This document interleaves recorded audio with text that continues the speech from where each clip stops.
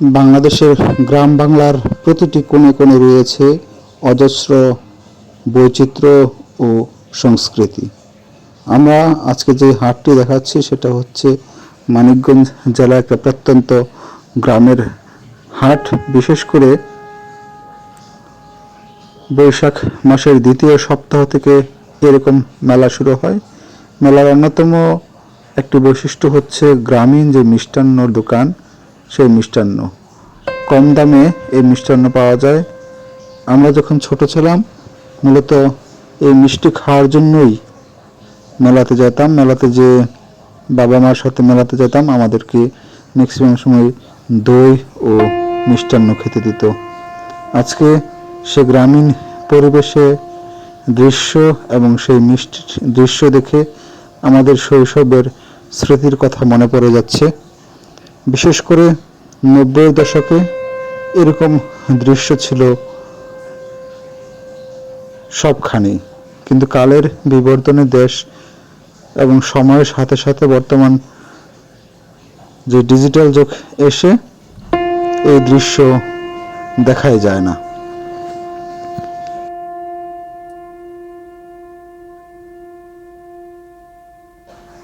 গ্রাম বাংলার জীবনে বৈশাখ মাসের গুরুত্ব অপরিসীম। 1556 সাল থেকে যখন বাংলা সন শুরু হয়, তখন সেই সাল থেকে বৈশাখ মাসের সূচনা।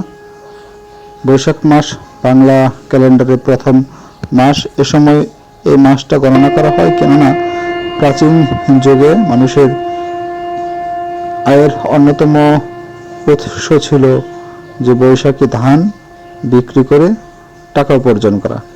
সে কারণে সারা বছর তারা বিভিন্ন দোকান থেকে ধার দেনা করে চলত। পরবর্তী সময়ে যখন ধান কাটা শেষ হতো, সেই টাকা, সে ধান বিক্রি করে সেই টাকা দিয়ে তারা দোকানের বাকিগুলো পরিশোধ করত।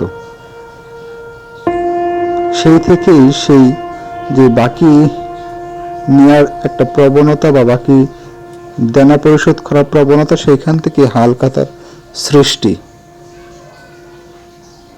সে সময় বৈশাখ মাসের শেষে, বিশেষ করে এপ্রিল মাসের শেষে এবং মে মাসের শুরুতে এখনো গ্রাম বাংলাতে একটা উৎসব মুখর পরিবেশ সৃষ্টি করে। এই সময় প্রত্যেকের বাড়িতে গেলে মিষ্টি প্রধান পণ্য হিসেবে তারা নিয়ে যেত বা প্রধান উপহার হিসেবে নিয়ে যেত। তাছাড়া জমিদার তাদের খাজনা আদায় করার জন্য এই সময়টা বেছে নিত। জমিদারের খাজনা আদায় করত তার সৈন্য সামন্ত দিয়ে। তখন থেকে এই মাসটার জনপ্রিয়তা দেশব্যাপী ব্যাপক হারে বৃদ্ধি পায়। কালের বিবর্তনে এখন সেই জমিদার প্রথাও নেই, কিন্তু তাদের যে ঐতিহ্য, তখনকার যে ঐতিহ্য, সেই ঐতিহ্যগুলো এখনো গ্রাম বাংলার পরতে পরতে গেলে দেখা মিলে। আপনারা যেমন দেখতে পাচ্ছেন যে হাত দিয়ে মিষ্টান্ন তোলা, এই দৃশ্যটা আমাদের কাছেও অপরিচিত মনে হলেও গ্রাম বাংলায় এই দৃশ্য স্বাভাবিক একটা ব্যাপার। ধন্যবাদ সকলকে।